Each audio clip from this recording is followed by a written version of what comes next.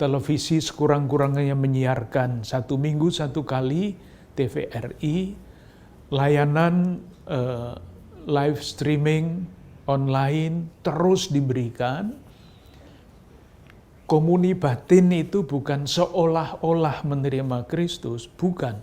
Seolah-olahnya sudah dicoret. Kita sungguh-sungguh menerima kehadiran Tuhan secara rohani. Banyak hal yang pelayanan-pelayanan yang memang belum bisa diberikan, tetapi kita percaya pelayanan fisik memang belum bisa diberikan, tetapi batin kita itu selalu ada di dekat Tuhan. Dan itulah yang paling penting.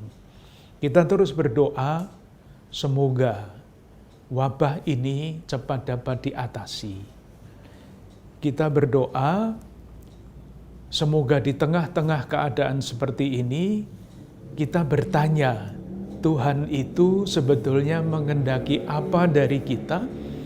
Sehingga saya bayangkan nanti ketika wabah ini sudah lewat, ada macam-macam kebaruan yang bisa muncul justru pada masa yang khusus ini. Jadi bagi Keuskupan Agung Jakarta, untuk sementara ini sampai menunggu keputusan tim yang memikirkan, gereja belum dibuka untuk umum, pelayanan ibadah lewat live streaming, lewat televisi Republik Indonesia setiap hari Minggu, dan yang lain-lain disesuaikan dengan keadaan. Kita tetap tenang, kita tetap mencoba untuk menemukan kehendak Tuhan di tengah keterbatasan-keterbatasan ini.